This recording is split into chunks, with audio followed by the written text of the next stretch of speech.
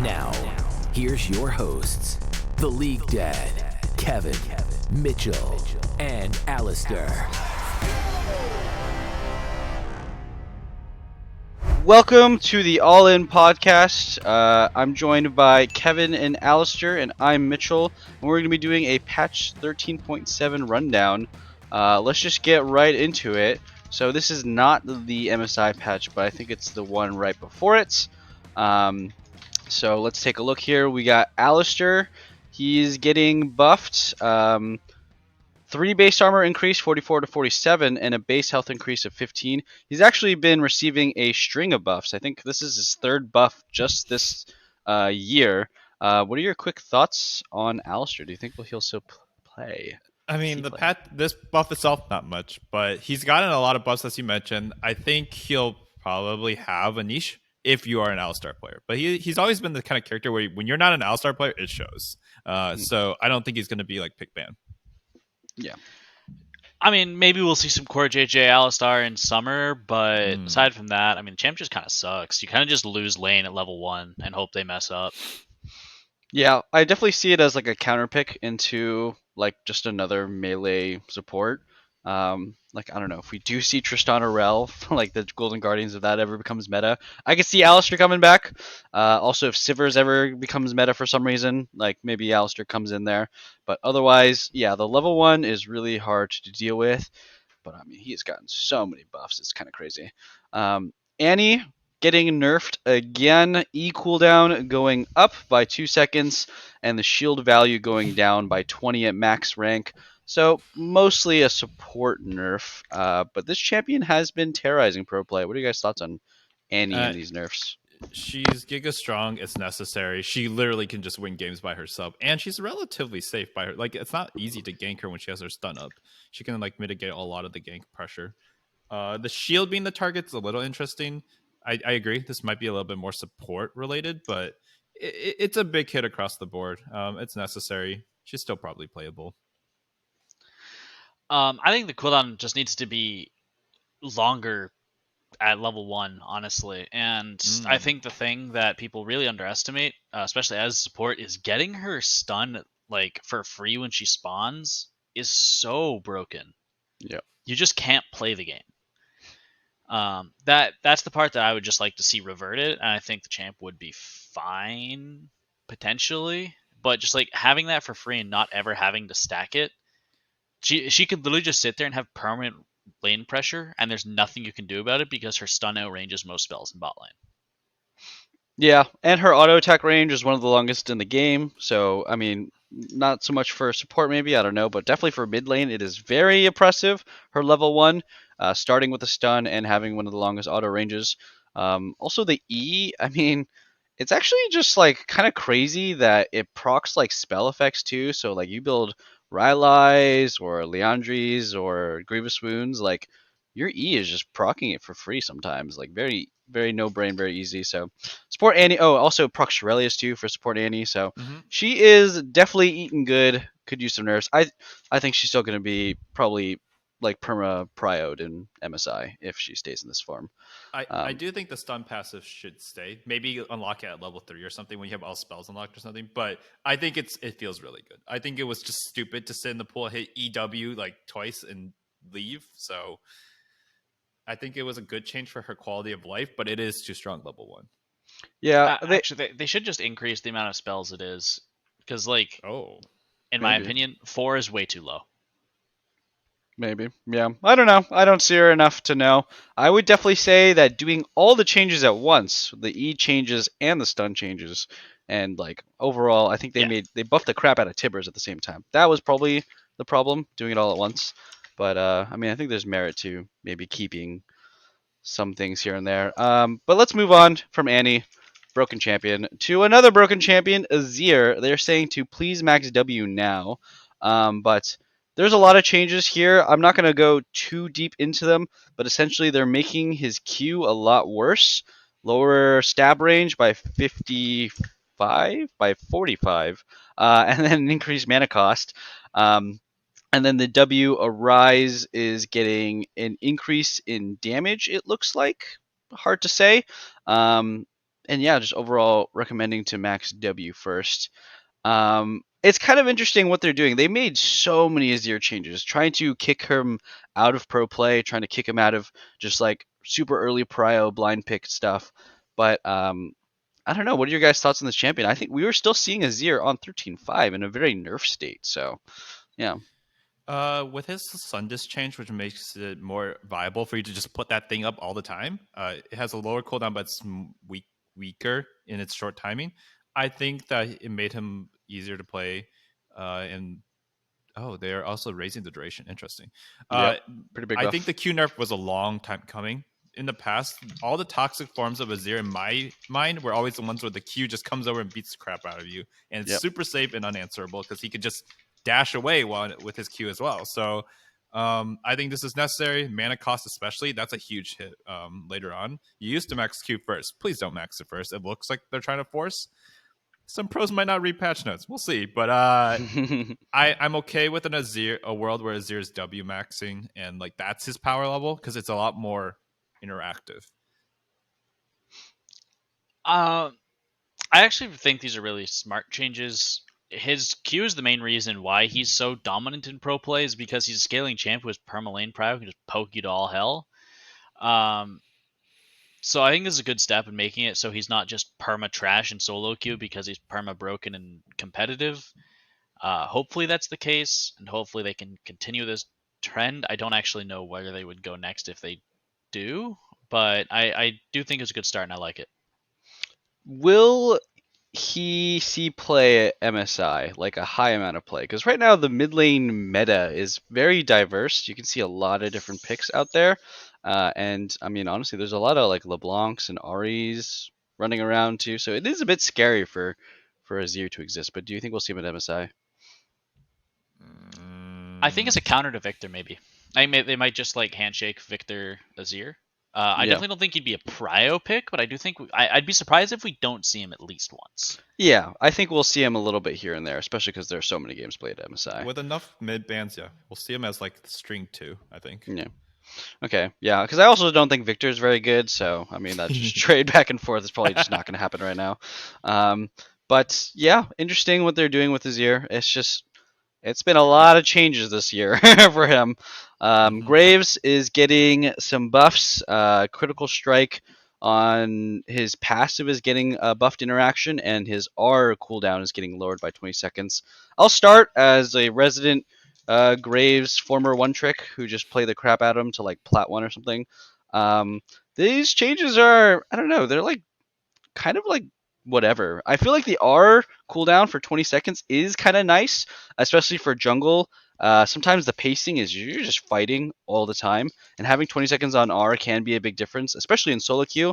For pro play, I don't see it doing anything at all. Like I think the passive crit change also, that's gonna be like, I don't know. People are just not going to be able to notice whether that does anything or not because it takes so long for that to even matter. Like you need a lot of damage for that crit change to actually make sense. So I see these changes, as LS likes to call it, a bit of a placebo buff. But what are you guys' thoughts? I also played a bunch of Graves. I think the R change is a reversion of a long time ago when he was just spamming his ult all the time. I think it's a good change. It will definitely help in solo queue. It might help with some. It just may help make him fit an earlier game pressure comp in pro play, which is what he was always good at. Counter jungling and pressuring people. Having your ult up is nice. I actually think the passive changes are big. The crit build can be very strong. The 20 to 30% is literally a 50% buff with a crit strike bonus. And how the pellets work is like the reason why it says 20% crit strike, right? Is because you can have multiple pellets, and that makes the crit strike heavier. So with it being 30%, you're gonna see some like crazy mid to late game. Like he now is a viable mid to late game carry, which he hasn't been for a while. Like he's been more of a tanky gore drinker, weird like whatever this pokey thing. It's not Atlas Impaler. What the hell is it called? The thing that Gore Drinker, the thing that takes vision away. Oh, Umbral Glaive. Yeah. Umbral Glaive. Yeah. He's not gonna. He could have a viable crit option. I actually think it's a decent change, just to like make him not just build that degen build every game.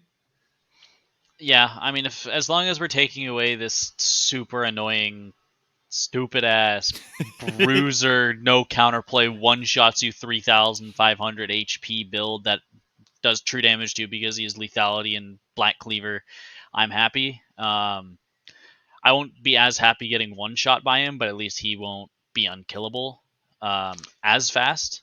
I mean, obviously he's still going to stack up to 250 armor because it's Graves, but he's not going to have over 3,000 health on top of that armor. So Yeah, I mean, but that build isn't really getting nerfed. It's just his other build's getting buffed. So Yeah, I still see it. I agree, but people want to play for damage most of the time. I'm guessing that they'll probably do this. What I expect to happen, this change won't do too much, and then in a patch or two, they will nerf the armor pen build, and then people are going to realize, oh wait, this crit Graves build is extremely broken. Yeah, something 'Cause like that's that. generally how it goes. Something like that. I'm sure is bound to happen. Graves has always just been a contentious champion. They recently did like the Bloodthirster buffs and the Overheal buffs, and like those are also massive for Graves. But we still didn't see him get played in pro. I was actually kind of expecting to maybe see some solo lane Graves, just because that's when he was good back then. Was Overheal was broken, you rushed Bloodthirster was broken, but wasn't the case. Maybe we'll see it. I don't know. There's some cookers up at World at MSI. I mean, so who knows? We can move on to Callista. This is just such a funny Most change. irrelevant change ever. Just don't even bother. Like, genuinely, just skip past. It does not Okay. matter. Well, she got a small attack damage growth. That is real. I mean, Callista support, right? We might see it at MSI. I don't know. But this channeling stuff is pretty silly. I'll just keep it super quick. Will we see Callista at MSI? Will we see Callista support from Keria? Like, what's the deal with her? If you get like 380 carry bands, maybe, and then for support, yeah, but perhaps like in certain scenarios, especially if they're just smurfing on like a wildcard team or not wildcard team, just like a weaker team, yeah, potentially. But they're not in the play-in stage, so I think we'll see less tomfoolery at Worlds or MSI. I don't think we will. I think a lot of her counters are way too good right now. Ashe got buffed in the previous patch, and Ashe is actually kind of decent as an AD carry now. So that lane's unplayable. You pick Callista, the enemy team locks Ashe, you dodge. So I don't think we see Callista. Maybe, but like, I would not bank on it. I think honestly we will see it. I mean, it's just some teams will have that thing where it's like, doesn't matter. Ashe is completely duking all over the Callista. The Callista just throws somebody in there and it's worth. So that's enough for pro play sometimes. Katarina, this champion is stupid, but that's okay. We'll still talk about her. She's getting her passive magic damage buffed and her R scaling changed, so it does slightly less physical damage on base. But if you build more attack speed, it now somewhere evens out. Very weird change. What are your quick thoughts on Katarina? Yeah. This is awful for ARM. I hate Katarina. Stop trying to make her stupid builds work. Just let her build one side. I don't care if she's AD or AP. Just choose one. It's just unbalanceable if she can build like friggin' everything under the sun. She could go tank. She could go Heartsteel. She could go Divine Sunder. Like none of it's like super good, but when it snowballs, it's annoying and it's just dumb. So just make. I actually think they are trying to pigeonhole her into like an actual AP build with like Nashor's Tooth. Because I think like they're trying to get away. I think the most common build on her is Divine Sunderer. Yep. Blade of the Rune King, Titanic Hydra, stuff like Yeah, it's just like this stupid bruiser build. So I think they're actually attempting to bring her more into like AP with Nashor's Tooth type thing. Yep. So I think like overall, like so. people are saying it's a buff. I don't actually think it's that big of a buff. I think it's more of an alteration to her playstyle. But we'll have to see. Yeah. This champion is definitely just really frustrating to deal with in solo queue, I think. Obviously not a pro-focused champion, but I mean, it's just hard to build against her, right? Katarina, she can just pivot to AD or AP, to tank, and she's one of those champions that in a low coordinate environment is just very hard to deal with. So I personally am in agreement with Kevin in that they should just ham-fist her, like, honestly, screw the attack speed, screw the Nashor's Tooth, screw all the on-hit stuff. Just make her an AP assassin. That's all they have to do with her. Yeah. Because, like, having her be able to build Nashor's Tooth and have on-hit effects just leaves you open to Divine Sunderblade, the Rune King stuff. And those items are super abusable and broken. When you play Katarina, you ever check her items, all of her damage comes from items. You'll like have one fight with Divine Sunder and Blade the Rune King, and they're racking up thousands of numbers, and it's like she's just an item. She's not even a champion. She's just an item like envoy. Every Katarina build looks like Ultimate Bravery, Yeah, yeah. and they all work. It's like Udyr. Yes, it is. It is. I mean, right? Sometimes likes it, but when it gets too much, it is way too much. Let's move on to the bug, Kha'Zix. I play this champion a lot, or I used to at least. But his isolation range is going down, which is actually a buff, which means that people are isolated easier. And then the W Void Spike evolved. Slow is getting decreased by quite a bit. Both just the general one and the isolated one, but they're isolated more often. So, still not a complete nerf for the W. And then the R Void Assault, so his stealth duration goes up from 10 to 12 seconds. I'll comment first in that, honestly, this is one of those changes that is definitely better for solo queue than it is for pro play. The W evolve build is definitely more like utility and team fight oriented. This is also going to hurt his bruiser build, right? The bruiser build with Gore Drinker, Black Cleaver, Frozen Heart, stuff like that definitely relies on the W slow for catches and picks, but also gets a slight buff because you do evolve R either first or second on the build. And then they're just trying to push a Q evolve build, which has always been bad, but very fun to play and much more high rolly. So what are you guys' thoughts on Kha'Zix? I love playing Kha'Zix. This is my most played character on Aram, and also one of my most played characters back in like season 4 and 5 when I played him a lot. He's been through a lot of changes. I agree with you on your take on the Q changes. It's fun to Q, and the isolation range is a big deal, actually. Like a lot of players will think, I'm ISO, and then they just get smacked. So it will actually turn out to be more impactful than it looks. The slow changes are kind of big, but at the same time, the difference between 75 and 90% slow isn't actually that big. It looks big, but in game, they're not that big of a difference. Like you're going to get hit by other skill shot follow-ups either way, and you're going to be able to catch up, especially with the Void Assault buff. However, the 40, 60, 40 is a huge change. That is a big difference. And that is the most common kind of W you're going to be hitting. The W was always way too stupid. Like as a Kha'Zix player, I'm like, what the hell is this? So it's necessary. I think it's a healthy nerf. But the problem is, it's a healthy nerf if we were on the context that Kha'Zix is strong. He's okay. I don't think he's strong. He might have some builds that are strong, but that's the build's fault. They're nerfing the character and not the build. So I don't get it. I guess they just don't want to see Kha'Zix still. Like, why buff two things and then nerf his most powerful ability? Only reason you would ever pick him, but we'll see. I mean, I think this is just kind of a precursor to future buffs. Because, I mean, the W evolve, like, Gore Drinker Bruiser build, it is so uninteractive and annoying to play against. It is the most infuriating thing to play against. You just get, like, randomly hit by this spell, and then you just, like, they have a Nasus in the game? Yeah. You get withered for some reason. It's really infuriating. I mean, Kha'Zix in general is just infuriating because I think any champion that can pull up when you point blank and one-shot you is kind of just like bad design. Shaco, Kha'Zix, just not fun. At least with Rengar, you have like time to react till he's jumping. Kha'Zix, that just doesn't exist. Yeah. I know it's a low bar with Rengar because he jumps fast, but at least it's something you can hit Hourglass. Sure. Like the average player can hit Hourglass on a Rengar jump. But I mean, I at least like that they recognize that this build's just not fun to play against. Yeah. I'm interested to see if it is a precursor to other adjustments to Kha'Zix. Because I mean, I expect he was already just like in an okay spot, not that great, not that bad, and this is just obviously like a nerf to whatever his current playstyles are. So we'll see what he has changed. I mean, this is a champion that used to be very popular in pro play. So, all right, moving on to Lee Sin. Oh, sad. My most played champions getting 2 base AD loss, 2 base armor loss.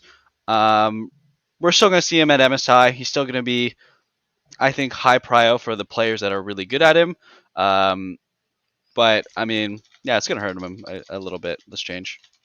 Yeah, base armor always sucks for junglers, but I don't get what this is. Like, this is just such a small change. It's just like, I guess they might want to pile on more nerfs. They just didn't want to do it all at once because Lee Sin fans are like a very high percentage of junglers. So, Yeah. sure, still, you're agreed. It's gonna show up at MSI. It's not gonna matter that much, but I mean, cool. They're nerfing him a bit. I didn't feel he was OP.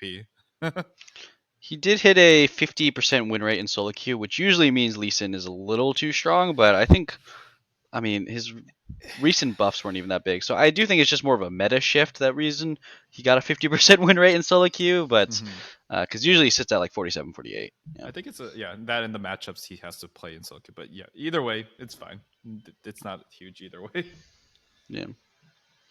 All right, we can move on from Lee Sin to Olaf. This guy is seeing way more play in EU than any other region, but we did see Licorice play it in NA. But getting the attack speed nerfed on his passive and getting his Q base damage lowered by 5. So, yeah, what are your thoughts on Olaf? Like, who writes this shit? Like, what is this? This is such a joke. Also, Olaf being being a Viking character and being popular in EU, very fitting. Yep. But I was yeah, thinking I the mean, same thing. the attack speed is kind of big because the 10% early game is actually almost like a whole dagger, close to a whole Yep. dagger. So that is kind of big. The 5 damage, like, why bother writing this? Like, who are you getting paid per like patch note line that you put in or something? Like, this is just dumb. Maybe there's like some specific breakpoint where you can't kill chickens or chicken nuggets, like with you have to throw an extra axe or something, but I don't think so. I think this is dumb. The Q's dumb. The passive makes sense. Why write this in? Like, if there should be a minimum line for a patch, and this is just dumb. 5 base damage. Yeah, I mean, I like the attack speed, but at the same time, I agree with Kevin. It's like, oh yeah, we're nerfing Aurelia's movement speed by five to reduce her mobility. It's like, yeah, okay, just like go join a different team, bro. Like balance just isn't for you. I don't know. Like, there's just no. It's just like there's just no point in it being here. Yeah. Like, I mean, at least you have know. some reason. If you can be like, okay, well, this is gonna like it's gonna increase his clear because you need one more axe on like Wraith. It's like, okay, fine. But if you're Yeah. reasoning, I'll just go back to the same example. We want to reduce Aurelia's mobility, 5 movement speed. Yeah. What does that do? Yeah. I mean, I think this is more so for top lane too. So the change is even less relevant, right? Which is funny because I think if it was for jungle, yeah, maybe it does change how fast it was an extra auto in a jungle camp. But for minions, right? For trading in lane, like 5 damage is freaking nothing. The only time this will make a difference is if he throws a Q and it doesn't kill a minion when it should have before, and he loses a little bit of gold. But like those are literally like that's what Riot is balancing for, right? They're balancing for the 0.5% difference in win rate, and that's what this is gonna account to, right? That's in fair. 0.5% of games, this will maybe make a difference to whether he wins or loses. But I mean, we always criticize that kind of philosophy from Riot, in that doesn't actually affect how the game is played. It doesn't actually matter that Olaf went up by 0.5 or went down by 0.5% win rate because he's just oppressive in certain matchups and stuff. Mhm. So I think we will still see play from Olaf for our EU MSI representatives for sure. So hope that'll so. be exciting. Rammus is getting absolutely gutted. Losing 20% armor scaling on his W at max rank. Massive nerf. Honestly, very deserved. This champion is kind of beyond broken. Quick thoughts. I hate it. I hate it so much. Not because Rammus didn't deserve it, but because they buffed Thornmill, and I predicted this like a year ago. I was like, oh my god, these Thornmill, like Rammus is broken. They're gonna nerf Thornmill slowly, and then they're gonna destroy Rammus, and they did it. I hate it. Whatever. It's necessary. It's probably terrorizing low elo solo queue or mid elo solo queue, but like, why did you guys make this change to the? Ride special, baby. Buff the items and nerf the champion, and then nerf the item, or whatever order you want. I can't play Rammus anymore. It's so dumb. I'm happy to see this champion get nerfs. I think he needs more. Honestly, get him out. He does. You're playing against this champion. You need lifesteal, QSS, or cleanse, and you need MR. Yep. It's armor pen. And a ton of armor pen. You can't go Mortal Reminder against this champion. You have to go LDR. Mhm. It is not fun at all.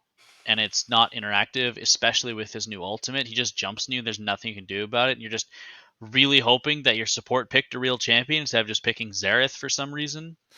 Then he Hey, runs over but two Xerath- characters. Wait, is he Xerath does showing up in your magic games, Alistair? damage. Yeah, I mean, not frequently. But like when he is showing up, he's just Thanos. It's like I've seen one Rammus lose all season. I think Oh, okay. Yeah. Fair enough. it's Rammus is he- doing he- stuff. he yeah. does way too much damage and has way too little counterplay. There's I the have- Baus plays Like I in have top lane. Bloodthirster and Bloodline, and I'm still dying to him just from auto attacking him, even without taunt. He taunts my yeah. teammate. I have Bloodthirster and Bloodline, sometimes even Shield Bow, because I'm playing Varus, and I still can't lifesteal through that. Yeah, you're not supposed to attack him. That's the only counterplay. I mean, if he's the only, I agree, but yeah, like don't I just have auto-attack to him. literally sit there and watch him and not do damage for 4 seconds. I like that Yeah. there's a It's true. tank that doesn't get melted by the OP80 carries. That's Yeah. all I'm gonna say. It's like my Yeah. only Tanks option just is die like, hey, instantly, just man. don't auto attack for 4 Yeah, seconds. it's true. Yeah, It's Just just- don't auto attack.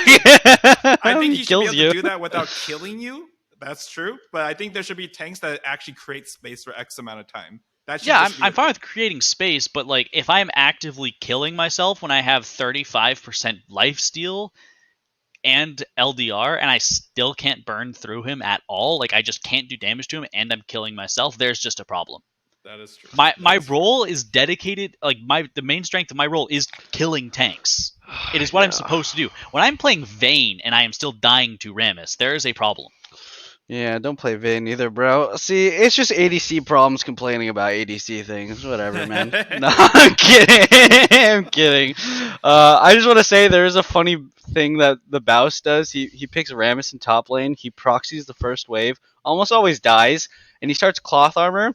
And he proxies the first wave. He doesn't buy pots, just so that he can die fast and buy another cloth armor, and go back to lane. He's still freaking level 1, and then he just rushes Thornmail and is dying a bunch and proxying the wave. But once he rushes Thornmail, he just starts one-shotting people. It's actually so ridiculous. Yep. He builds Sork boots. He goes freaking Evern Shroud just for the most damage possible when he taunts somebody. So I mean the champion is pretty ridiculous, but still. Yeah, Um, definitely build Thornmail. If you're not building Thornmail first item, you're trolling. This character is balanced around Thornmail first item build. Yep, true. All right, moving on from the funny Ninja Turtle, we can go to Sejuani. Oh my god, I have so many problems with this. But anyways, her passive is getting nerfed damage cap against epic monsters. I think what that means is she takes less damage from epic monsters, right? I don't actually remember. Whatever, it's a very minor change. Q cooldown is going up by 1 second, and then her R cooldown is going up by 10 seconds. These are some massive game-breaking nerfs that Sejuani is definitely going to lose 10% win rate, right, guys? Dude, Right? No. a monkey could literally do these patches. Like this patch is legitimately they just take her number and like switch it minus 10% plus 10%. They just do this like a little metronome. There's like a schedule. They have an automated nerf and buff for Sejuani. This is not gonna break her. She's had this nerf and she's had this buff multiple times, but like it's almost never made a difference. Maybe in pro play there'll be a time where she can't queue out, but like it's a second is like annoying, but it's already a long cooldown. You don't plan to use this on cooldown usually. Yeah. So it's whatever. Sejuani is just unbalanceable. She's just always going to be pro play worthy. And it's just whether people want to play the boring pro play worthy best pick, right? In a lot of scenarios. I don't really have much else. I think you've kind of said it. This kind of feels like some season 9 patch notes, like irrelevant. You could Same with we could just Olaf. say this is patch 8 point or season patch 9 point whatever, and someone would believe us because this is just the same shit. Yeah, Yeah. Like the Olaf and Sejuani nerfs is just like Yeah. cookie cutter. It's pretty sad too, because Sejuani was literally like permabanned all last year. Not as a jungler, as a flex pick between top, jungle, and sometimes support, weirdly enough. So you'd think she'd get some harsher nerfs. I mean, like, look at what happened this year, right? We got jungle changed and buffed all sorts of different ways. We gave Sejuani a new item in Radiant Virtue, and we nerfed the crap out of the item. Guess what? She's still broken as hell. Sejuani's still super strong, so definitely going to see a ton of play at MSI. We'll see how 13.8 patch notes shake out and what other champions get hit by nerfs. But if Sejuani doesn't get hit by another round of nerfs, but someone like Vi or Wukong or Maokai do get hit with nerfs, it's going to be literally first pick Prio Sejuani, right? That's the world we're about to live in, and that's already the world we've been in for a long time. So I'm very disappointed that she wasn't like nerfed much harder, but that's the world we live in. Thresh, moving on. The Q cooldown refunded. Thank God. Doesn't matter if you don't hit Qs, so that's a shout out to you, Buzio. Just kidding, that was mean. But Thresh is getting a pretty large nerf to, yeah, just hitting Qs. Yeah. Thoughts? With ability haste being able to get you over like 50% CDR at times if you get enough ability haste, what was happening with the reduced Q cooldown that he used to have was that he could hit a hook, and as long as someone hits you with literally anything else, like a half-second root, he could hook you again, and you would just get chain CC'd. It was dumb. It was skillless. I only see the interaction on ARAM because you could get a lot of money in CDR there, but like it was just dumb. Like the Happening chain in Rift CC too. from one character shouldn't happen, right? Yeah. So it's happening on Rift. Oh Jesus! No, yeah, I it's thought he definitely wouldn't get happening on enough Rift. ability haste on Rift for it, but it looks like Yeah. he will. Yeah, you I've rush Lucidity I've done it on Boots. Rift when I was playing 5v5 customs with my friends. Okay. I did it. I literally did it with 2 items. I had Radiant Virtue, Lucidity Boots, Yep. and Zeke's, That's and it. I was just chain hooking them in spawn type Yeah. thing. Do you have to get other CC to add to it, or is it literally just he himself? I mean, it wasn't like perfect chain, but it was pretty close. And like if they Yeah. don't have a dash, that's very hard for them to dodge. Yeah, Yeah. no, it was Yeah. if they didn't have, I mean, they didn't have a dash. I was throwing hook and Nash. It was just kind of like, Well, you're not going anywhere, my guy. This change is necessary. Yes. As you just mentioned, like a chain CC should never exist from a single character. And Yeah. this might not be enough to make him not good, but like it's a good start. I mean, you combine it with Glacial, it was just impossible to get out Oh, of that's a true. chain queue. Like, Screw it was just Glacial, impossible dude. to get out of it. And it's, I think, you don't even need 2 items. I think you need Lucidity Boosts and just a Mythic, and you get pretty close to it. You need to aim a little bit, right? You need to use your brain a tiny bit to hit the repeated Qs, but it is, like, Doublers was talking about it on his co-stream, where, like, they thought in their heads that Thresh was this godlike scaling champion where you get enough CDR, he just carries the game. Obviously, you have to land the first hook for it to matter, but it was pretty crazy. But I mean, with regards to this champion, though, besides the fact that he was chain spamming Qs on you, the rest of him is pretty ass right now, I would say. His W is very, very nerfed. His E is, I think, okay, but its damage has been hard nerfed. And his ulti's always been pretty unimpactful. So we'll see if Thresh, what the priority lies in, right? Because a lot of the Jinx Thresh lanes we've seen not look good. Will we see Thresh at MSI? Probably, but will he be in the same kind of caliber and presence that he's being played right now? I don't think so. I think this is a pretty solid nerf to him. So we can move on from Thresh. Veigar is getting some fat nerfs. AP ratio on his Q is being adjusted from 60% to 45 to 65 scaling. So notably, it's his first maxed ability, and he does get an extra 5% at max rank. So some would say later into the game that is a buff for the Q. But then you look at his W, his last maxed ability is going from 100% AP ratio at all ranks to a scaling 70 to 110% per rank. And then his E, it's getting, I mean, I guess a quality of life buff for the enemy. You can't hide the E in walls. And his R is getting AP ratio nerfed from 75 at all ranks to 65, scaling up to 75. This champion has been taking over pro play a bit. What are your guys' thoughts on Veigar? The way you play him, he is supposed to have a weak laning phase. This will weaken him a little bit.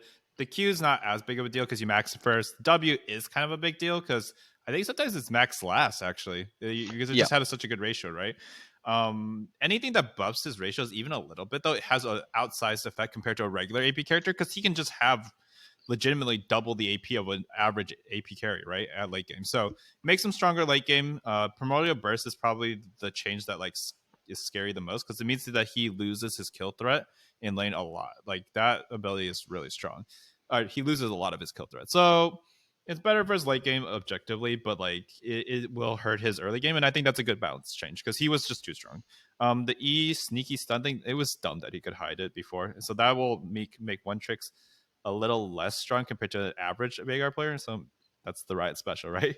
Get rid of cool tricks that one tricks use, make it standardized, like the Caitlyn effect, and let the game become for toddlers. Okay, yeah. Well, I mean, I'm kind of down. I don't like invisible E's. I I don't also like don't like. invisible E's either. I just Yeah. don't like one tricks being taken out. This one is okay, but a lot of them get taken out. That's fair. Yeah. Okay. I mean, I like the nerfs because I hate laning against it bot lane. Though because it's bot lane, I don't actually think it's going to make as big of a difference as it will for mid lane. Just because of the way the rule kind of works. Also, what the W changes generally, like, obviously, I'm curious if you actually just straight up max W second now. I would doubt it. I would doubt it too. Yeah. But because like what people do now is they obviously max Q and they put 2 points W then max E just for the wave clear. Yep. So I'm curious as to, like, since the W is actually getting buffed late game, especially with Roa, you're getting that extra level. What are the chances that there are some W max second builds? I'd be interested to see, because maybe people just go like 2 points E instead of max and then max W. Maybe. Could be interesting.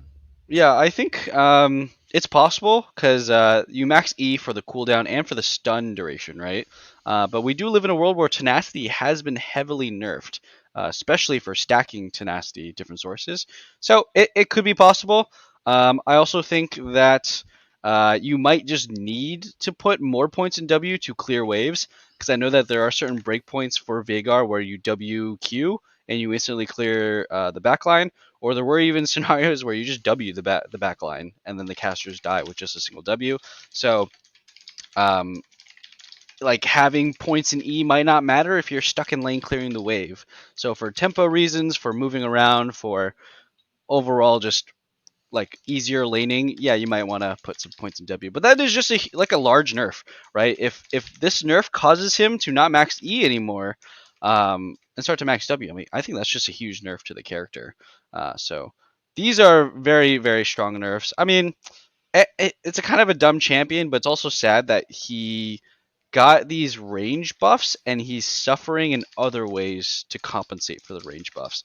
And a lot of players, maybe Veigar mains, might be like, I didn't care about the range buffs, but you're killing my damage. And, they want to fulfill the high mage, high AP burst damage champion. And, I think it's interesting that Riot chose to go this way, right? Take away the damage, increase the range, and overall just confuse the player base. But we'll move on from this guy and we'll go to Vi. Vi is getting Q base damage nerfed by 10, and then a 10% bonus AD increase to her Q.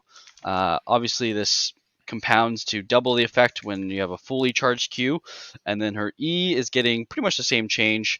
Oh no, they actually changed it from the patch preview.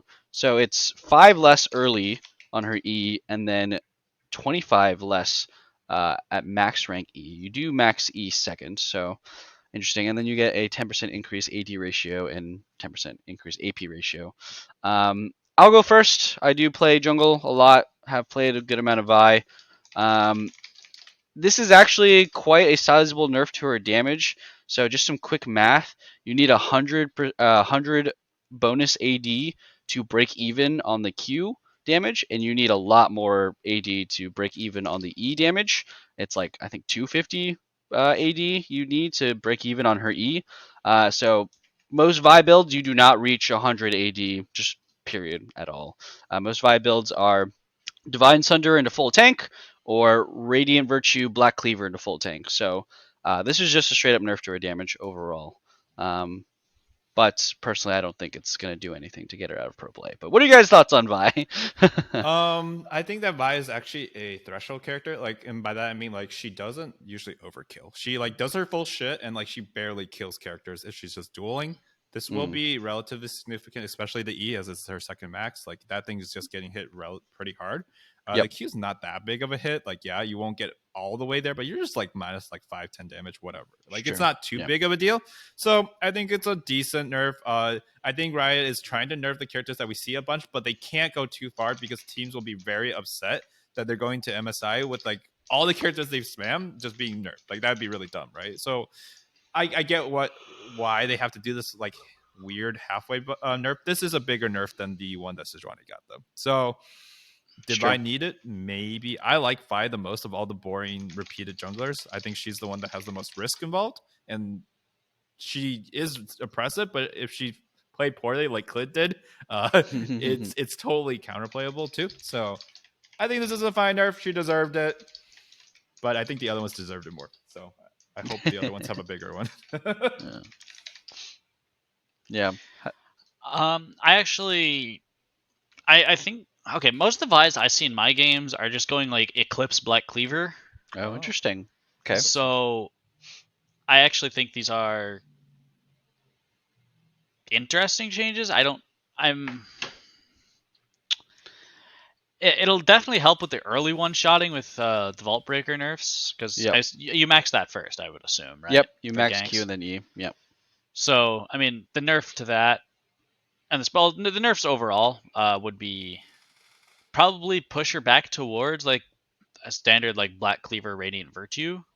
But I mean, if I'm not, as long as I'm not getting Eclipse Vi one shot, I'm happy.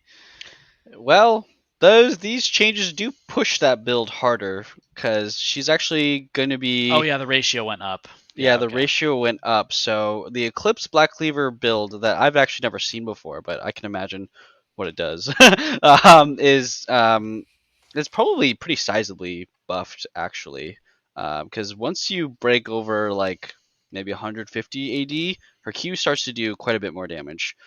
So we're looking at like 2+ items for Vi. She's getting probably damage buffs. Why does she getting an AP buff? By the way, she never builds AP, does she? It's Baron. It's just Baron Baron. buff. Baron buff. Baron buff. Okay. Also it empowers Dark Main. Dark Main. I don't know what the hell that is. Oh, He he's just a YouTuber. He's very funny. Okay. He only does dumb shit.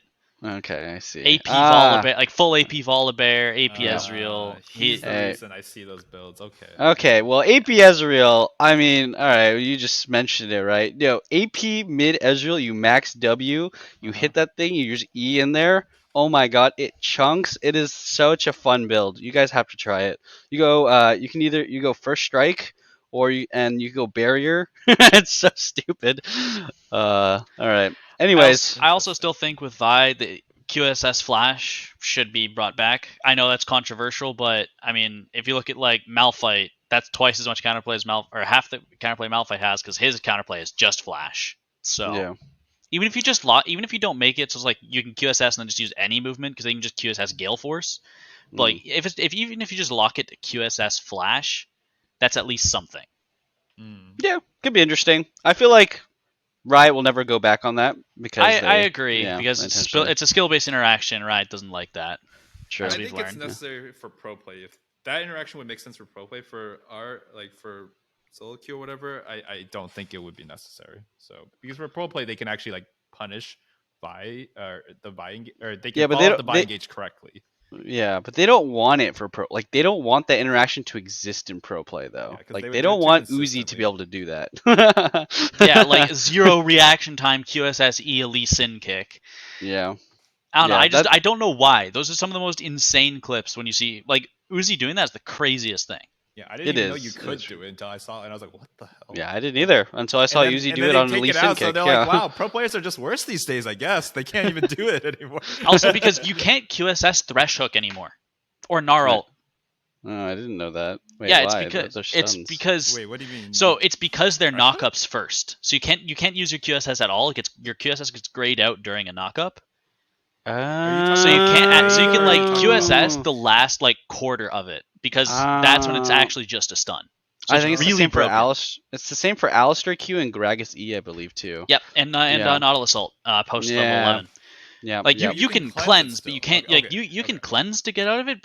and you'll just like kind of do it right away. But you can't QSS. It's really I really was stupid doing that interaction in needs to be fixed. ARAM the other day as an AD carry. I was like, I QSS. I'm like, am I bad? Why did it not? Okay, No, that you makes just straight up can't use it. It gets that makes grayed out. sense. I was like, maybe I'm a Interesting. boomer. Yeah. I just didn't react correctly because I clicked it, nothing happened. I was like, huh? Oh, No, no, it's gotten me yeah. killed so many times because I'm like hitting QSS as a Gnarl hits me, so like I can just like flash away, Dude, and that I item should do just keep hitting everything it for like cleanse a second and a does half and and can't. just better. I don't understand why you spend 1300 and it can't even cleanse what a cleanse cleanses. Yeah.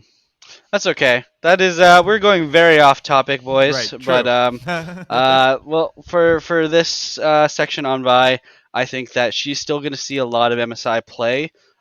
She is kind of the most prio jungler until Maokai and Sejuani like kind of came back. I think she's still the most prio jungler for most teams. I do expect her to drop off a little bit. I do expect her to maybe not get banned in the first rotation and get picked maybe fairly early on rotation. But I do see her probably being inferior to Sejuani and Maokai, and maybe still Wukong. Hard to say, because we're going to talk about Wukong now. Wukong's getting his base attack damage nerfed by 2, and then his W cooldown is getting increased by 2 seconds late, and his E attack speed is being nerfed by 5%. So I also play this champion a lot. I actually played Wukong jungle before he got jungle buffs. Just a little shout out there. But a lot of small nerfs that are kind of being combined together. I didn't know people did W max second though. That is fascinating. I never knew that. It actually makes quite a bit of sense for pro play. But the usual build is Q max into E max. What are you guys' thoughts? Is this enough to take him out of pro play? Is this enough to take him out of MSI contention? No, anything that's not nerfing his ult is not enough. This is fine, but it's not that big. I think Vice was slightly bigger, to be honest. So cool, they nerfed him. He needs it, but he is broken. He's probably the one that can hard carry. Like Jankos was trying to 1v9 with this character, and he almost did it. Yeah, he's one of the few actual meta jungle carry champs that exist right now. Yep. Yeah. Honestly, I think for Wukong, he still gets a net buff this patch because of Death Stance getting CDR. Like, Well, that's probably true. I don't think this matters, and I think the fact that he can still have 4 ultimates makes him unbalanceable because you can get 2 on the clone and of course 2 yourself. There's no counterplay to that really, unless you can just Giga peel him, which again, if we're talking solo queue, half the time your support's playing Xerath or something stupid that's just not going to help you. Yeah. It just needs to be adjusted somehow. Maybe he can have 2, but the duration is lower, maybe. I don't know. But the way it is right now is just, unless you do something to his ultimate or completely ruin the numbers and the rest of his kit, it just doesn't matter, in my opinion. Yeah. I think the champion is just very overloaded with everything that he can do. But anyways, with regards to pro play, I kind of agree with the Death Stance in terms of his mid game. But this stuff definitely hurts like pro play Wukongs where they don't get much farther past Divine Sunderer. Like the game is pretty much decided before you can get beyond Divine Sunderer on Wukong. So I think for that stuff, I mean, his early clear is getting nerfed. That was already kind of his weak point. Wukong was very weak pre-6, lost a lot of just like you see a lot of games where you pick Wukong, enemy picks Vi, Sejuani, or Maokai, and they just get so much stuff done pre-6. And Wukong just can't really do stuff like that. So I do expect him to probably not drop in priority, but have a pretty shady win rate at MSI. Because I think a lot of good junglers and a lot of good teams. I mean, you nerf his jungle clear. You're just gonna be able to abuse the early game of Wukong that much harder. But you know what? Good teams that can play around the weak early game of Wukong, he's still gonna be that massive mid game threat with a Divine Sunder spike. But yeah, we'll definitely see a lot of play on him. But yeah. All right, moving on to Yasuo. This is probably just a solo queue change, but his shield passive is getting buffed by 100 late. That's quite a bit, actually. And his E is getting just overall changed. So now you can stack it more but the stacks, each of them are slightly less. But overall, it's a buff to his E. Any very quick changes, and do you think we'll see him at MSI? I think we'll see him at MSI. That's a pretty good change. It's a lot of damage actually. His E is spammed. Yeah, and then sometimes there are Emax builds too, depending on the Yeah. matchup. The shield amount is crazy to me. I don't know why he's getting it. He's already refreshing that shield. That's pretty much 200 extra shield late game from 475 to 575. But cool. He can get his shield more often with reward for E spam. It's flashy, it's cool, and it's also a risky pick, so I'm fine with it. I like it a little bit more than Akali, where she's also kind of risky, but she's also not interactive. Yeah. Okay. Personally, I don't know why this champion's getting buffs. I think he's already extremely strong. Him and Yone. I think. I mean, personally, again, the change I want to see with this is lethal tempo does not lower the cooldown on their Q because there's just no counterplay to that. You just like they go on you level 2 and there's no point in trading with them because they just get like 7 auto attacks in a trade because of their Q, and their Q is already stronger than a regular auto attack. So if they went with that as well, like to kind of balance it, I think it'd be fine because it also just they don't have to build attack speed in their kits at all, which was like a big sticking point for those champions. But as for this, I mean, I would be surprised if we don't see this at MSI, especially with the meta where we're seeing a lot of very skill shot heavy champions. Maybe we'll see Yasuo Diana come back or a Gragas Yasuo. Yeah, Gragas is very meta right now. So, Yeah. I think the meta is the surrounding champions that Yasuo needs to be in the meta are in. So you got Gragas, you got Sejuani, Maokai, Diana, not really so much, but you got a lot of top lane with a lot of knockups, Cassante, Sion. You got Rel showing up in bot lane, right? Nautilus, maybe Alistair got buffed. So I think there's a chance we see some Yasuo, maybe even some Yasuo bot lane. But I think this is a response to the lethal tempo nerfs as well.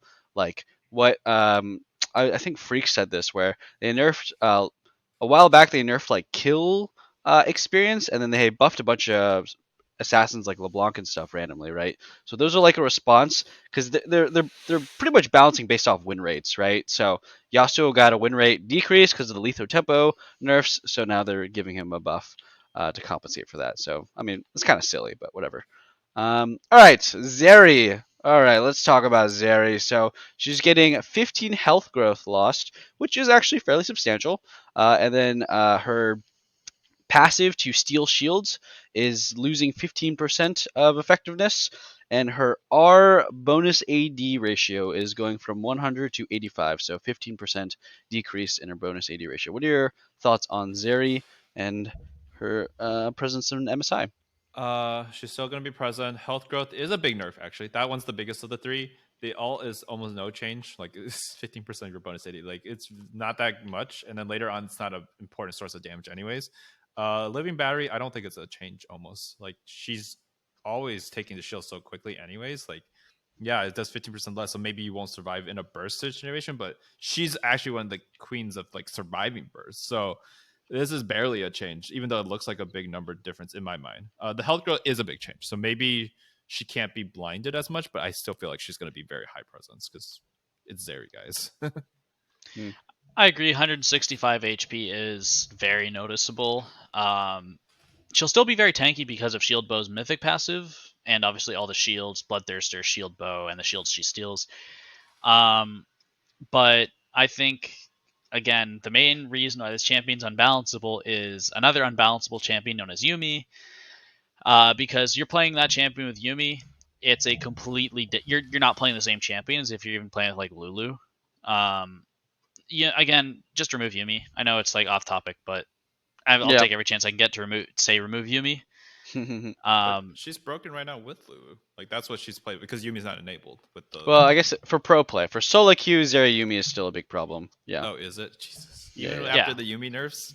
Yeah, Yuumi is still permabanned all the time. Uh, On solo queue, we're back, baby. But overall, I mean, I think these will be noticeable, but I don't think they're going to be the biggest thing. We'll definitely still see her, but I think with like we're seeing Jinx, which is already like, I mean, that's a pretty even matchup, I believe, and Ashe is a decent matchup as well. I think she's gonna drop in prio a bit. Yeah. Yep. Maybe we'll I- see people slam Callista into Zeri. Yeah. I mean, this just skews the when we think of the just very typical meta of Lucian Nami versus Zeri Lulu, it just skews it much harder into Lucian's favor. So I kind of wish that they also nerfed the Lucian Nami combo in the same patch, just so that we just don't trade one for the other.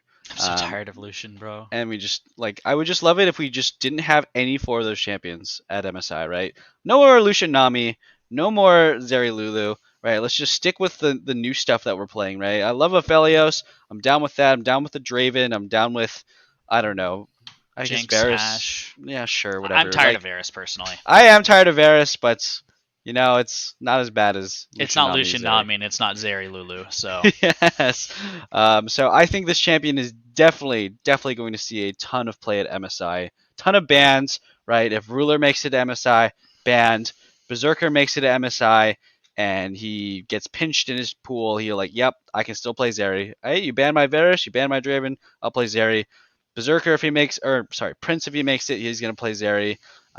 Gumayusha makes it. I mean, he can play Zeri. Like, there's just so many ADCs that are just going to be like, is she even remotely viable? You can play it, right? Because honestly, like, they took so much health from Zeri, yet how many times does Zeri live at the end of the fight and she's just full HP? She killed everybody. She's just full HP. So broken champion. I wish they nerfed her harder, but that's okay. All right, down to the fun change. Death Dance is getting buffed, basically reverted partially. The AD is going down by 10. Ability haste is going back up to 15. Armor is going down by 5. And the what is it called? Recipe, the item recipe is back to including Caulfield's hammer. So pretty much, besides the revert, it's just the healing on the takedown that is not reverted. It's basically the same item as it was before. What are your thoughts on Death Dance? Let's hear it. Yeah. I mean, this is a buff for the item, even though they're lowering 2 stats and only raising 15 ability haste. Like, the ability haste was important, but the more important part was the build order, because it was just extremely awkward to go double pickaxe. It just felt awful. So being able to go sword, transition to DD, and Caulfield's one of the easiest things to build. It's just very nice for them. It means that DD is 75% healing or whatever, bonus healing take down from the previous nerf, still being kept in. Means it's not as broken as it used to be still. This is probably the correct place for DD to be in, except that it should only block physical damage. I'm going to keep advocating for that. Or only magic. I don't care. Choose one. Don't do both. That's all. No, it needs to be physical. Because if it's only magic damage, an AP champion will just never ever kill a That's Death true. Stance user. They'll just go Merc Treads, Ma, Death Stance. Damn. I guess my entire champion Ma just physical doesn't shield. exist. I don't care. Just Just switch it switch for it. fun. I mean, hey, they do shit like the Sejuani buff and the Sejuani nerf. They just switch them back and forth. So That would be funny. Yeah. Yeah. Any more thoughts on Death Dance, or we kind of sung this horse quite a bit, haven't we? No, I completely agree with what Kevin said. I'm advocating for the same thing. It needs to go back to being physical only. Yeah. It was perfect when it was like that. Personally, guys, League of Legends has not been the same for me since the Death Dance change, since all the Bruiser changes, right? Building Black Cleaver is not the same as building Death Dance. Oh my god, it feels so much better to build Death Dance. I get that it's OP, I totally get it, but you know what? Bruisers are always balanced around Death Dance being OP. And with Death Dance not being OP, Bruisers were kind of weak, right? Because they nerfed Ma as well, and they nerfed Tenacity as well. And combining all of those, it made it so Bruisers just are very mediocre. They're not bad. Don't get me wrong, they're not bad, but they're definitely not I don't know. They don't Thanos. fulfill. Yeah, they're not Thanos. That's true, and they don't really fulfill the same kind of fantasy that they did before, right? One thing I like to quote a lot is Jarvan got these massive buffs in 13.1b, where his W got a whole AD ratio and got a lower cooldown, yet he still is just kind of okay. I mean, he's got a high win rate in solo queue, right?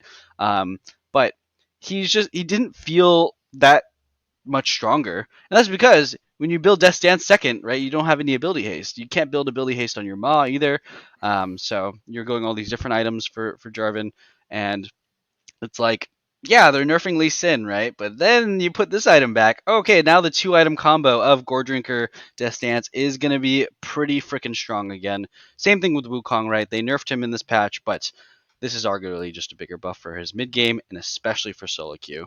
So, Bruisers, rejoice. This item is back on the menu as a second item. And it's gonna be Bruisers very rejoice, strong. everyone else cry. A little bit, yeah. Catalyst of Eons is getting a nerf. It's getting a 75 health increase, but it's getting its combined cost increased by 200 gold. So that is actually just a massive nerf, 200 gold combined cost. And then Abyssal Mass is getting 50 health increase. Nothing else changing though. It's just adjustment. Same with Rod of Ages. Nothing else changes. So quick thoughts on Catalyst of Eons. I think that this is a very necessary nerf.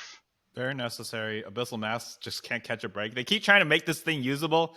It's like good on like very certain characters in very certain scenarios, but like this item is just never going to be popular if they keep adjusting the shit that builds into it to make it more and more awkward to make. So Yeah.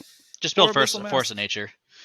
Yeah. it's Sure. just Honestly, so I forgot ridiculous. Abyssal Mask was still in the game, to be honest. Oh, I just see never it all the see time. I see it built on terrible situations, and I'm just like, why not a farm? Yeah, Scion first item, bro. I don't know. As for Roa, it just needs to be more expensive overall. The item's so insane. Yeah, Roa too is value. just a really, really broken item right now. It's really insane, and Catalyst is a bit a part of that problem.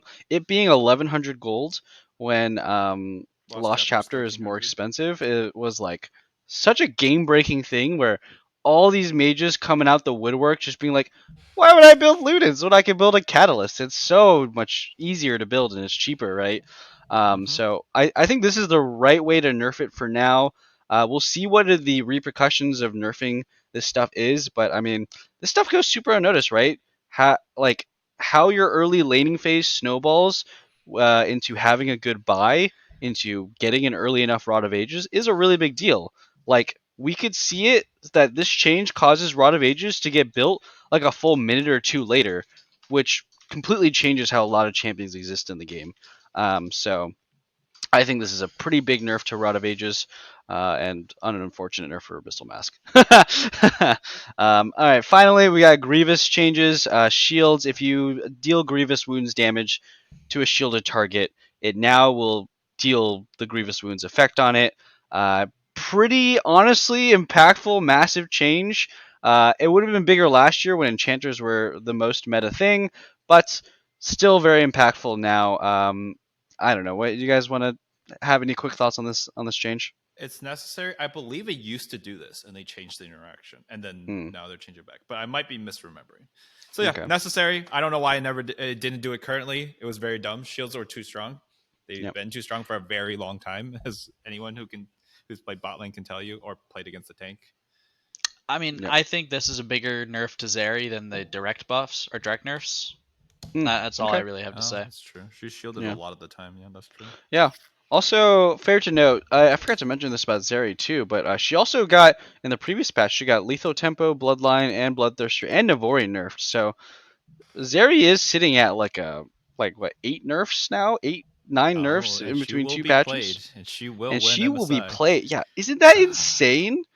To get 9 nerfs on one champion, and she'll still probably see a ton of play. And that's at MSI. this year after her rework. Yeah. Again, I firmly believe that it's just enchanter diff. Yeah. I don't Oh, know. At She's least- had Sorry, almost not 20 fully, nerfs but to is at least a herself. major part of it. Okay. Major part, I can agree. Maybe. But she herself is definitely busted. No, I don't know. she's a poorly designed champion with very Yeah. little counterplay, but I think enchanters being as strong as they are and as strong as they have been for so long exacerbates this to an extreme level. That's fair. That's fair. We did see 2 Zeri Blitzcrank lanes in LCS playoffs. So, anything's possible these days. Yeah.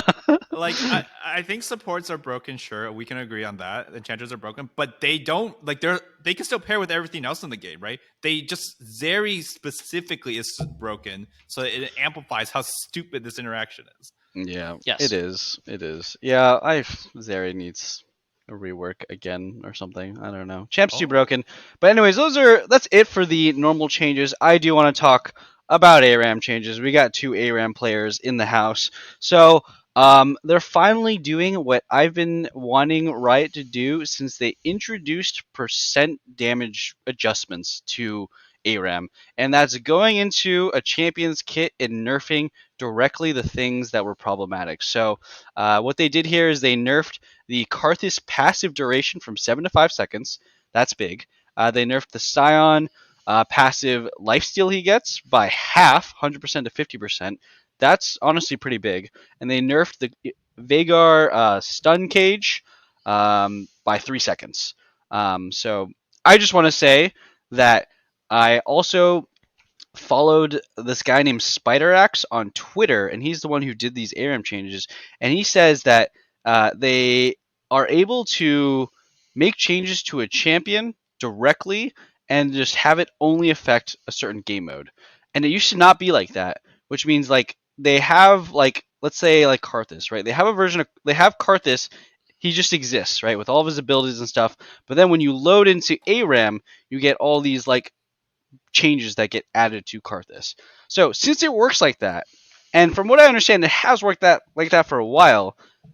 Riot could have done these kinds of changes like years ago, but they just were so lazy. They just wanted to do percent adjustments instead. So that actually pissed me off. Learning from SpiderAxe on Twitter that they could have been making these changes to Karthus and Ashe and whatever directly to their abilities. They just chose not to until now. But I mean, at least I'm glad they're doing it now. So, anyways, that was my rant. Go ahead, Kevin. You want to talk As about an it? Aaron player, these are great changes. These 3 characters and Ashe and a couple other have been Yeah. dumb as shit for so long, and no Yep. amount of percent changes are going to change how stupid they were. This opens the floodgates for changing people's kits a little bit so that they Yep. actually fit ARAM. I'm very happy about it. Like, thank God. Why did it take like 7 years or not 7 years, like 3 years since the percent changes were introduced? I don't know, but okay, we're starting. Fine. Yep.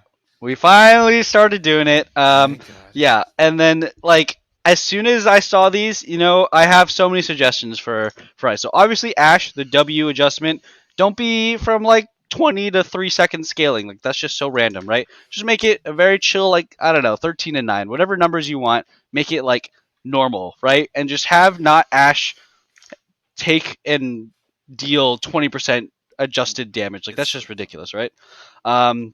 And then there's other champions that do need to be addressed for ARAM. That's the reset champions, Samira, Viego, Pike, and Katarina. All these champions, they need to be adjusted in a way so that they are not just like disgusting to play in ARAM, right? So there's a lot of things that you can do to adjust that without just doing percent adjustments that I think would help the game mode a lot. I mean, and then you got other stuff, right? Like you don't need a freaking Sona to take 40% increased damage. Like that's just ridiculous, right? Like I think this opens up a lot of avenues for them to make more intuitive changes. Something that's funny about Sivir, right, is she's nerfed by 15% in ARAM because it's obvious, right? She gets to do a ton of free AoE damage. She gets scaling gold. She hits the minion wave and she hits the whole enemy team. That makes sense. But then you find yourself hitting a single person and you just can't kill them as Sivir, as an ADC. So I would love it if, like, for example, if Sivir's AoE does 15% reduced damage, but her single target damage is not that nerfed. Maybe it's only 5% reduced, So this opens up a whole new world of ARAM adjustments, and I'm excited for it. I can't wait for the game to blow up because we accidentally messed with certain characters. Oh god, yes. This is gonna be Karthus fun. passive eternal, 5 eternities. Jesus. Yeah, this could do some real funky stuff. I mean, I can't who wait. knows. But I mean, ARAM has been inspiring pro play meta for a solid like 2 years now. So It's all been trash. it has not been trash. It has been Sorry, amazing. the only one that has not been complete trash has been AP Corky. and No, Ash Imperial support, Mandate Ash, Ash. Ash support garbage. Yeah, but Kaisa it's mid, fair. AP It Kaisa wins mid, so much, garbage. dude. The weird ass Anathema's Knight's Vow Zeke's Herald stuff. We do that shit in ARAM, baby, and that is happening in pro If you play. really Same think with about it, Evan ARAM is Stroud. just like the training mode that we needed to have, where like people could actually like lab builds in late game scenarios, right? They just never happen on the Rift because That's true. you just don't get to enough items. You can't really test it in enough times. ARAM people test it all the time. They get to full build all the time, or at least 4 items, and they're like, "Oh, this item's actually good. We should be yeah. building it." Why? Like Radiant came out, it was giga busted, and no one built it except on ARAM, where it was obvious to build it, and then they started Yep. spamming it and it got nerfed. To be fair, Radiant was bad on its own. When you had multiple items, it got a lot better. No, what? No, it gave an AOE CDR buff. It had like Radiant a first 40-second item. cooldown with. Oh no, I'm Genius. sorry. I was thinking after the nerf. My bad. Oh yeah, after the nerf, yeah. Sorry, I was thinking after the nerf. Yeah, I mean, after the nerf Radiance. See, I agree with what harder. you're saying, but also just why don't we just make it so you can invite people to practice Tool? How about that? Because that would be too try hard, man. Yeah, whatever their no, reason yeah. was. I remember the reason was very annoying. Yeah, no. It's Riot. like they small indie company. implemented practice Tool, and it's the most pointless thing. You know what I use it for? I use it for signing onto PBE and trying out a skin. That is all I use practice Tool for Skin anymore. practice. I Yeah. used to. Okay, so that's a lie. Sometimes I'll use it as like a warm up for like farming before I play solo queue. But Yeah. like, Hmm. come on, man, please do something with it. People were asking for so long. You implemented it and just abandoned it. I actually thought it was a good tool when it was released. Like for its time when it was released, it was actually a pretty good start point. They just didn't. I do it. completely they didn't agree, do but they anything with abandoned it. They abandoned it. Yeah, like you should 100% be able to invite other people. Like that is just 100%. ridiculous that you can't. And it's just like this is one of those games where it's like it has so many options and variations. It's one of the biggest games in the world, yet like why does our practice tool suck? There's a reason why there's most so many pro questions. teams are absolute dog shit past 30 minutes. Like they just don't know how to win a scenario. The famous double F trading Nexus for like Baron, Nexus for Yeah. Cannon Minion. Like Nexus there's just for a reason Cannon because they Minion. don't get Bro, do you practice know in how- those scenarios. Do you know how crazy scrims would get if you could practice Tool? You could like drill certain scenarios. Yeah, I would love to Yeah. watch the same team fight, like historic team fights, just like played in different scenarios, and just see how cool and how good players can be. But no, we'll never see that apparently. You could like spam practice mechanics. Like it would be so good. But like, nope. Here's a target dummy. But it's funny because it has Teemo hat. Yeah. Yeah. Well, when you bring up all these scenarios and they sound amazing, honestly, I would love it for it to exist. It also reminds me, Riot doesn't want people to not play ranked, right?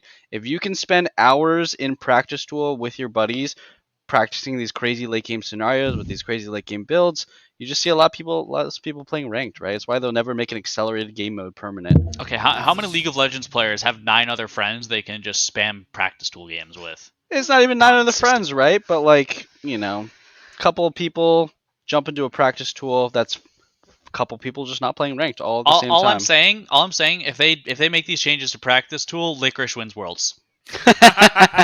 actually I don't learns the play solo characters. queue. I just do 1v1s. But there's actually one other change in patch. Mitchell, can you scroll down to competitive? There's some interesting changes there. Yes, Autofill we was can. removed or something. They're testing Oh. that. Yes. So the normal surrender is available They at removed unanimous surrender. unanimous surrender. Right. It's Oh. 4 out of 5. Autofill is removed. All players in a party must choose unique primary assignments. If a player chooses a priority role as their primary assignment, they do not need to pick a secondary assignment. If they choose a non-priority role as their primary assignment, they can only choose a priority role or fill as their secondary assignment. I see. This just came out, right? I haven't played any. Well, games this on is in 13.7. EUNE, Oceania, and Russia. Oh, gotcha. Yeah, it says right there. So So it's just these testing are around. very interesting. Okay, all I've heard about this stuff is that it's very bugged right now. Well, yeah, probably. Yeah. From looking up on Reddit and Twitter and stuff, the player experience has been we don't know because it's bugged, but I find it interesting. I don't know how to feel about it. Like the no autofill stuff, I just feel like it's just going to increase queue times, but yeah, that's my thought. It's going to increase maybe some player satisfaction to get their role more often, but I think it's just going to increase queue times by a lot, right? So we'll see. I mean, maybe for top jungle mid. It doesn't affect me at all because I queue ADC and that's priority role now. So. Yeah. Yeah. Wait, what does priority role mean? It means that it's the least. Yeah, picked, the right? priority Yeah. roles are the two least played Yeah. roles at the Is time. it So ADC jungle these days, or is it ADC support? it's ADC support. It's just bot lane in general. Yeah. And no it one has wants to go been there. since new season I see. because people No just one wants jumped to go ship bot playing ADC. They were just fed up. Hmm. I Really don't- funny. Yeah. And the role gets giga buff, and they're just like, nah, I don't care. I'm still playing jungle. Fool me once, shame on me.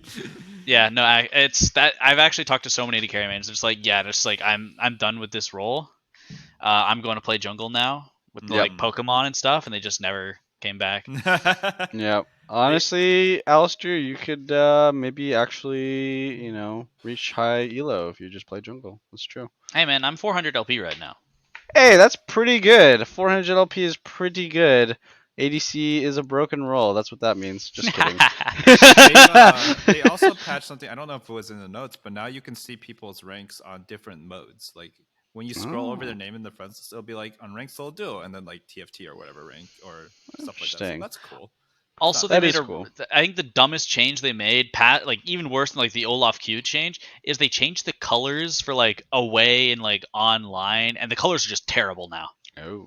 Oh, I see it. Yeah, interesting. it's like redder than usual. I mean, maybe I'll get used to it. I don't know. I feel like these kind of changes are always easy to not like because you're just used to something for years. I mean, the and green years. the green one's fine, the blue one's the same, but the red just feels so out of place.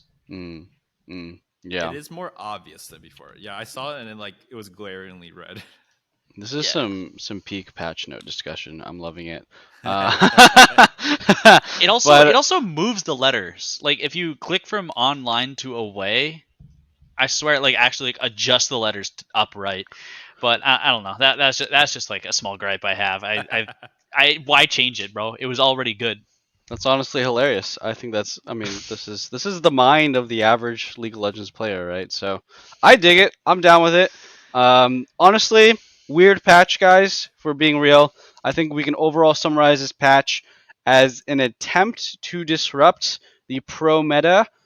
Probably going to fail at it for the most part, is the Yep. consensus I got.